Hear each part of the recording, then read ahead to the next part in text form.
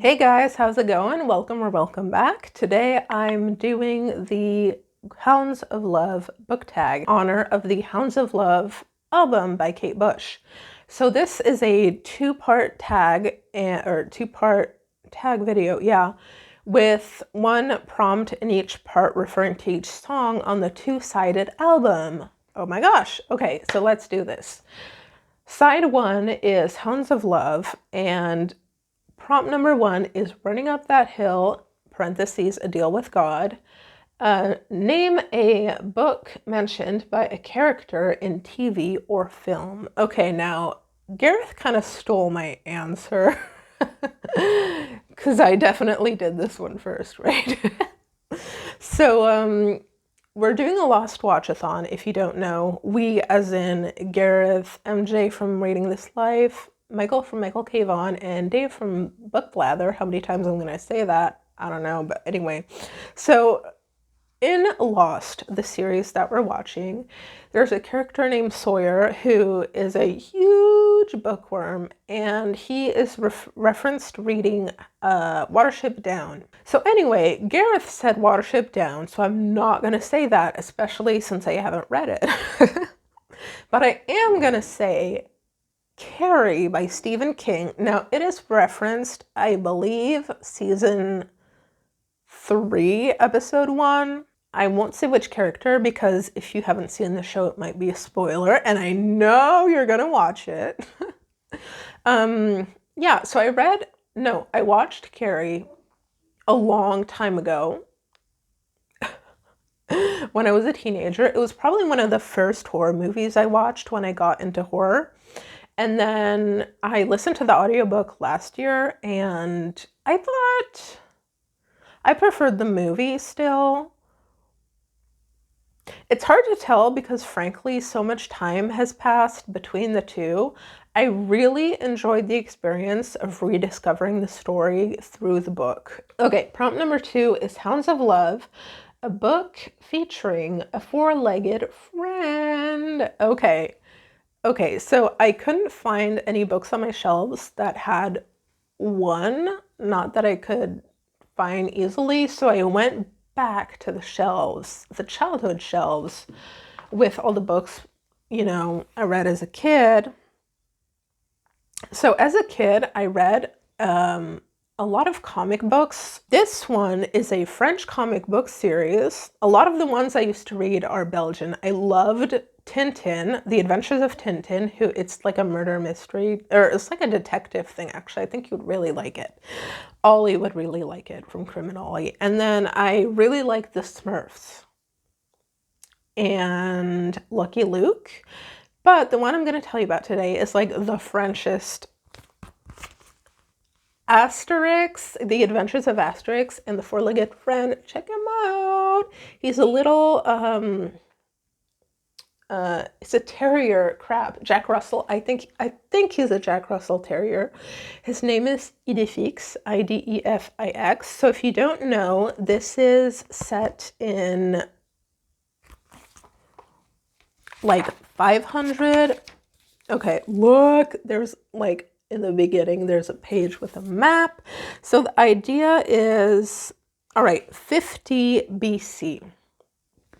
And the idea is that this is the last little village that has not been colonized by the Romans. And these two have superpowers because they have a druid in the village that makes a magic potion. And so they're able to fight off the potion gives them super strength. So they're able to fight off all the Romans, and they go on these really cool adventures. As you can see, they know they probably kick those Romans' butts. But it's really fun. And by the way, there's a theme park. If ever you come to France, don't be a tourist and go to Disneyland. Like, actually go to Park Asterix. If, theme parks are your thing, at least go to the French one. Come on, dudes. Okay, anyway, so this guy. The next prompt is The Big Sky, which is a book with sky on the cover. I think I only had one. So that is this guy. The Mr. Bowen presents Strange, Dark, and Mysterious Tales. This is the first volume of his graphic novel. Apparently I'm into graphic novels now. I don't know what to tell you, man. Mr. Bowen is a not a booktuber, a YouTuber, a storytime YouTuber. If you don't know him, I completely 1000% recommend him. He has a second volume, and to be honest, I was fully convinced that I had pre-ordered it, but apparently not. Anyway, so check out his channel. The stories that are in this book are on his channel, but like slightly modified, so you do get an extra something from getting the book. But look at the artwork though. Hello? Don't look too much because you didn't pay for it. Oh my gosh. Yeah, it's so good. It's a really cool. Okay, prompt number 4. Mother stands for comfort. See, the thing with having a visual impairment is that sometimes you see really stupid things. I could have sworn it said mother blondes for comfort. No, never mind. A book with a parent-child relationship. Okay, well, I'm going to go with The Bad Seed by William March.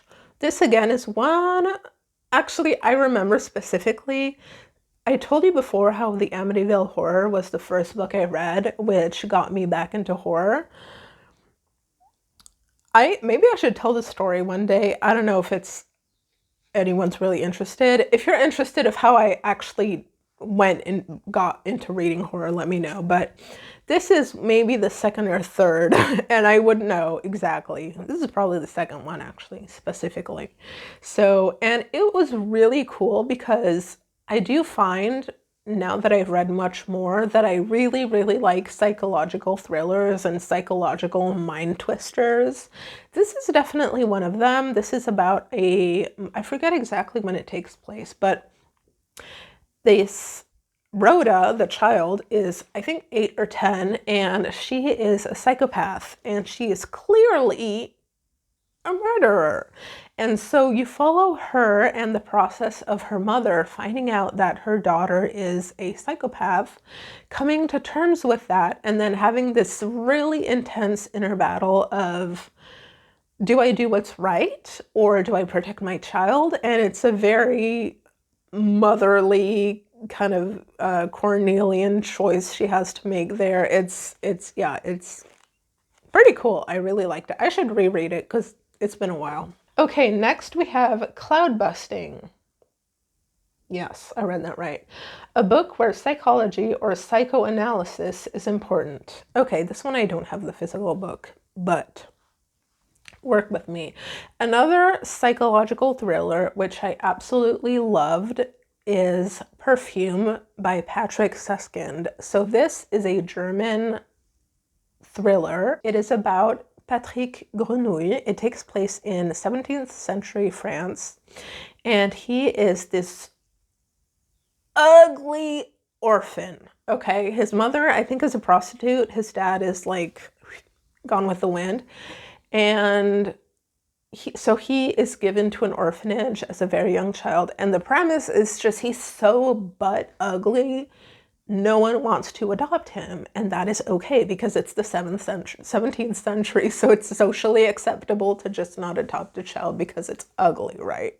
Anyway, so even the orphanage directors are like, don't make me look at your face. But he discovers he has this crazy good sense of smell, and so he decides to, well, later in life, he becomes a perfumer because he finds that when he walks around town or around the city, it's Paris, come on, he can smell things, he can, he just has this appreciation for perfumery. But because he's been mistreated by society, he discovers in making perfumes that he can elicit specific reactions from people. And so he finds that with using specific ingredients, he can make things happen. And maybe the ingredients are a little bit you know, explain the fact that this falls under psychological thriller / horror. So I'm not going to say any more, but it's really, really cool. It's definitely up there in, I want to say maybe my top 10 favorite thrillers. So part 2, let's do this. The second side of the vinyl, which would be the 9th wave. Prompt number 6, A Dream of Sheep. A book that sent you to sleep, or about sleep, or sheep.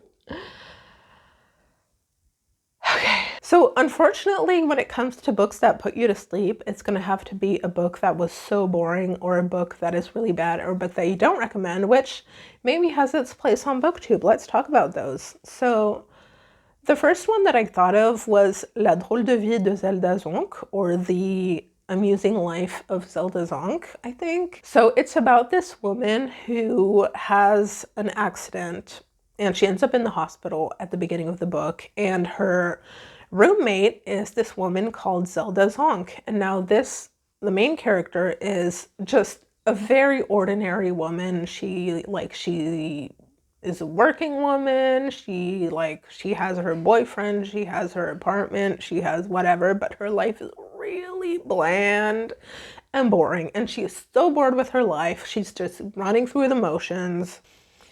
The book is based on a premise which I didn't know, but apparently is true. Zelda Zonk is the pseudonym that Marilyn Monroe used to sign into hotels and things to go incognito. When this main character gets home, she tells her friend, like, oh, I met this super interesting lady. She's like an old lady, very kooky, very out there. And she's like, oh my gosh, I want to be her when I grow up, you know? And she talks with her sister, and her sister's like, yo, Zelda Zonk, is that Marilyn Monroe? And so she's like, maybe. And so she starts comparing the lives, and she starts to believe it's Marilyn Monroe, and I don't know, a bunch of crap happens. Like, she meets Zelda Zonk's son. She decides, oh, he's more interesting than my boyfriend, and like, maybe I'm gonna run off to somewhere with him. I don't know, but whatever.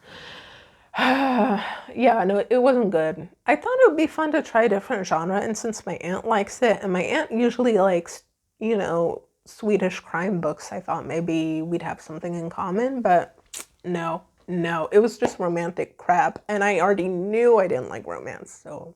Prompt number 7. Under Ice.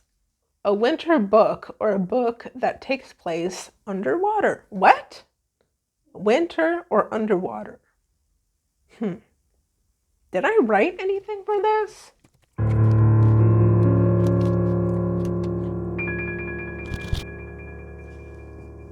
Misery, I have it right here. I can't show you because it's all the way under there.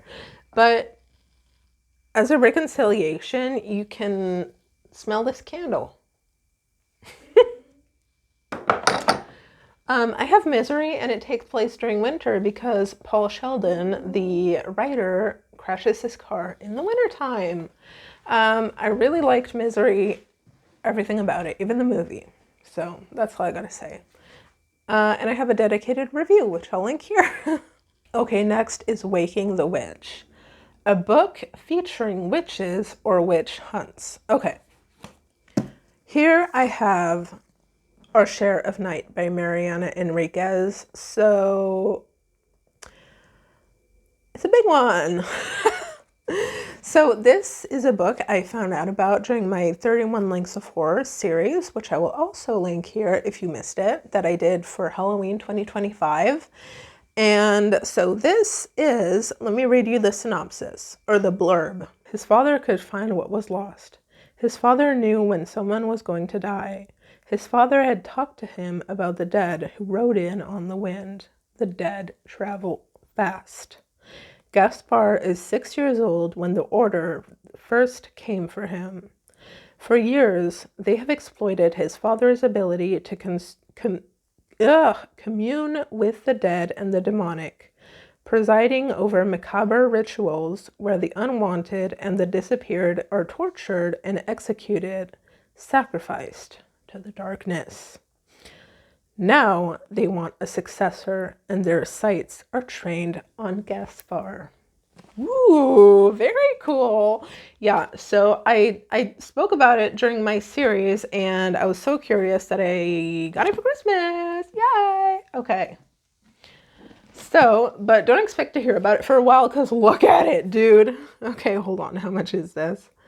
725 pages. It literally goes to the end. Yeah, so if anyone's interested in a buddy read though, let me know. Could be fun. Prompt number 9, Watching You Without Me. A nightmarish book. Okay, that was easy. This is the first one that came to mind.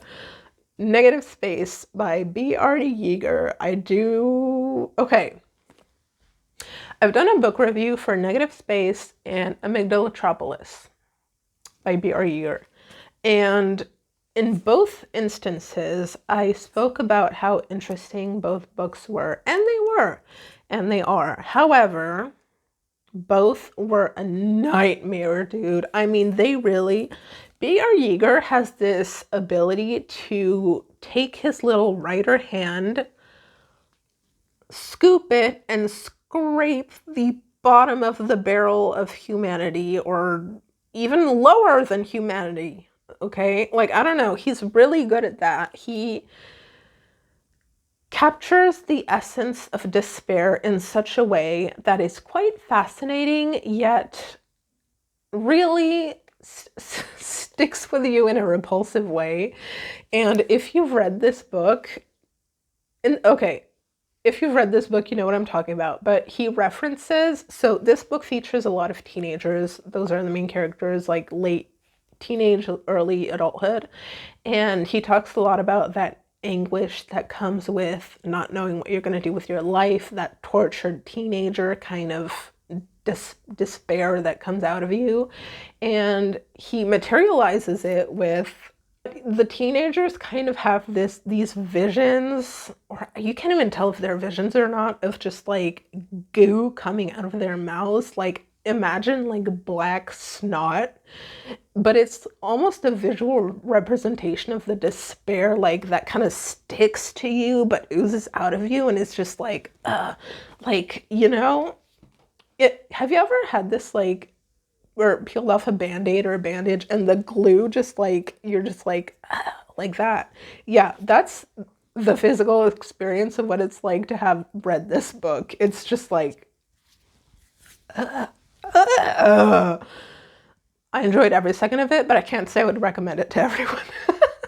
10, Jig of Life, a hopeful book. Okay. I don't have the book anymore with me. I wish I did, because I think I'm going to read the following ones, the ones that came after it in the series, and that is While the Coffee is Still Hot by Toshikazu Kawaguchi, I believe. And this book is so beautiful. It is so heartwarming. It is about this little coffee shop in Tokyo in which there is a seat with magical powers, a seat at a table. So there's this little table in the corner with two seats. And so the idea is that if you sit in one of the two seats, you can travel back in time to that spot. You can't get up from the seat, but you can be sitting at that table back at whatever time you want to be while your coffee is still hot. So you order a coffee, sit at that chair, and then, you know, you can experience something. And so various customers with incredibly interesting backstories come to the coffee shop, and they've been to that coffee shop before, so they just want to relive an experience. Or, you know, talk to someone who might have been there at one time. There are 4 main characters, 4 women featured, so it's like almost a 4-part-ish book, but their stories intertwine, but it's beautifully written. It's very simple, and I think it's very universal, because the struggle that these characters have, I think all or most of us can relate to in some way or another. So I really love that book. And I don't know how many there are in the series, but I think there are at least 3, I want to say, maybe 2 or 3. Don't quote me on that, but I am curious to read the rest. Hello Earth, number 11, a book not set on the planet Earth. Did I not have anything for that one too? Oh gosh, I'm so unprepared. My immediate response would be Hitchhiker's Guide to the Galaxy, which I have not read yet, but I spoke about this literally in the last tag, so let's be a little bit creative here.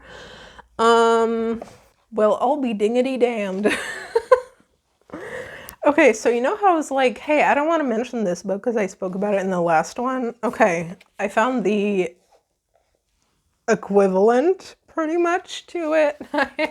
I have Astrophysics for People in a Hurry, which I guess sort of it is on planet Earth, but I don't know. I literally have nothing else for you, so I'm sorry. Either the books I know don't take place on planet Earth, or I haven't read them yet, but I'm pretty sure I don't have any other ones. Side note, why do I have Tuesdays with Maury? I have no clue where this comes from, but hey. The last one is The Morning Fog. Okay, this is a book about being rescued, or about fog, or that makes you happy to be alive, or featuring dancing, or about Kate Bush. Okay, I'm gonna throw you a curveball because I don't have books, but I have a coffee table book that makes me happy to be alive, and then it's sort of about being rescued because frankly, I don't know where I would be today without Guns N' Roses, and that is not an exaggeration. Enter the Room, the ultimate decade of rock and roll, the 80s. Check out my picture book, y'all. Yo. Hold on. I'm sorry if my microphone. Hi. Yo. I guess it's kind of about Kate Bush. I don't know if she's in here. Hold on. Let me see. I don't think she's in here. Oh, this thing is so heavy. Oh. Do you miss anyone who was alive in the 80s? Do you miss wearing the Lycra? Are you bummed out because you're not combustible anymore? Sounds like it would have been fun.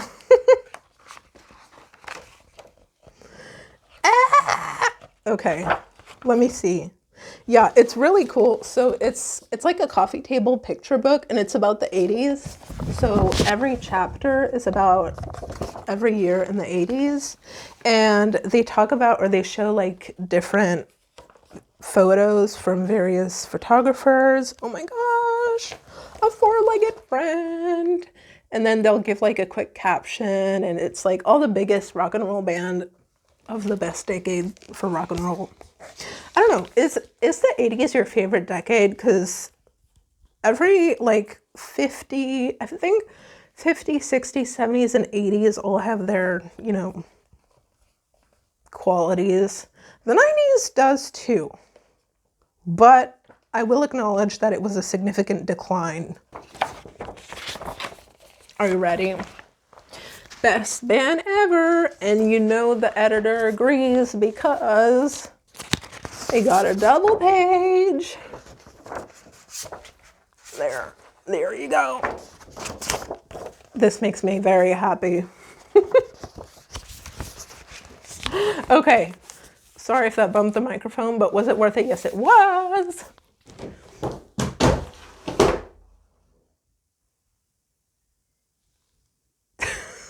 Anyway, thanks for watching this video. I'm sorry it turned pretty chaotic towards the end there, but it was worth it in my opinion.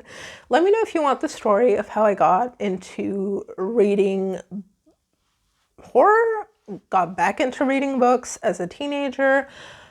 I think I could give some quick tips to anyone who's interested in starting horror. So yeah, anyways, let me know what you thought, and I will see you in the next one. Bye!